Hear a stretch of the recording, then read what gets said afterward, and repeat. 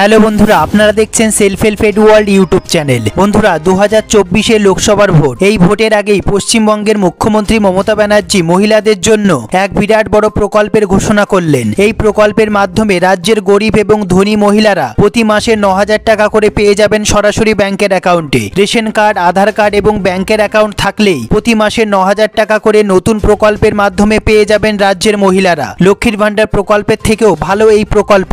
হ্যাঁ বন্ধুরা, কোন কোন মহিলারা কোন কোন রেশন কার্ড থাকলে এই প্রকল্পের মাধ্যমে প্রতি মাসে 9,000 টাকা করে পেয়ে যাবেন এবং এর জন্য কি কি কাগজপত্র লাগবে, এই সমস্ত গুরুত্বপূর্ণ আপডেটগুলি জানতে পারবেন এই ভিডিওটির মাধ্যমে। ভিডিওটি পুরো দেখবেন, একটু স্কিপ করবেন না। তার আগে বন্ধুরা, আপনারা ভিডিওটি কোন জেলা থেকে দেখছেন অবশ্যই কমেন্ট বক্সে কমেন্ট করতে ভুলবেন না। আপনাদের কাছে কোন ক্যাটাগরি রেশন কার্ড আছে সেটিও কমেন্ট করতে ভুলবেন না। সবার প্রথমে ভিডিওটি একটি লাইক করে দেবেন, আর এই চ্যানেলে যারা নতুন এসেছেন প্লিজ এই ছোট্ট চ্যানেলটিকে সাবস্ক্রাইব করতে ভুলবেন না। ভিডিওটি পুরো দেখুন।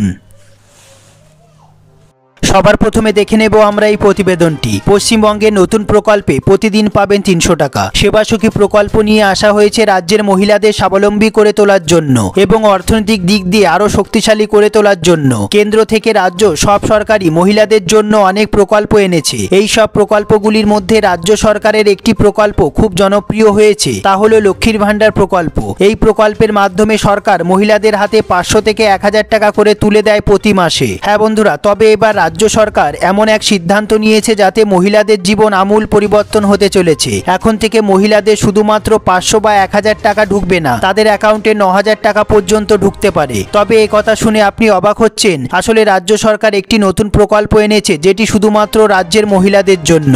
এই প্রকল্পের নাম সেবাসুখী প্রকল্প। এই প্রকল্পের মাধ্যমে পশ্চিমবঙ্গ সরকার মেয়েদের, বয়স্ক এবং অসুস্থ ব্যক্তিদের যত্ন নেবার জন্য প্রশিক্ষণ দেওয়া হবে। শুধু তাই নয়, প্রশিক্ষণের সময় টাকাও দেওয়া হবে মহিলাদের হাতে। মহিলাদের আরো কর্মসংস্থান ও ক্ষমতায়নের জন্য এই প্রকল্প চালু করা হয়েছে। সরকার প্রতিটি জেলার ব্লক থেকে 20 থেকে 40 জন মহিলা নিয়োগ করবে। এরপর পশ্চিমবঙ্গ গ্রামীণ জীবিকা মিশনের আওতায় তাদের প্রশিক্ষণ দেবে। সেবাসখী প্রকল্পের আওতায় মহিলাদের প্রাথমিক চিকিৎসা করা শেখানো হবে, যেমন ড্রেসিং করা, ব্যান্ডেজ করা, রক্তচাপ মাপা, ডায়াবেটিসের মতো রোগের চিকিৎসা করা শেখানো হবে। এই প্রকল্পের আওতায় যে সব মহিলারা যুক্ত হবেন তারা যদি গ্রামে নিযুক্ত হন তাহলে 255 টাকা, আর শহরে নিযুক্ত হলে 300 টাকা করে প্রতিদিন পেয়ে যাবেন। রাজ্য সরকার খুব তাড়াতাড়ি এই প্রকল্পের পাইলট প্রকল্প শুরু করবে। হ্যাঁ বন্ধুরা, তাই এই প্রকল্পের আবেদন পদ্ধতি সম্পর্কে এখনো জানা যায়নি। তবে আশা করা হচ্ছে পাইলট প্রকল্প শেষ হলে অনলাইন অফলাইন দুইভাবে আবেদন নেওয়া হবে। প্রথমে বারুইপুর, রাজারহাট, পাঁশকুড়া, আমতা এই 4টি জায়গায় পাইলট প্রকল্প চালু করা হবে। হ্যাঁ বন্ধুরা, তারপর প্রতিটি ব্লক থেকে 20 জন মহিলাকে বাছাই করে কলকাতার ইনস্টিটিউট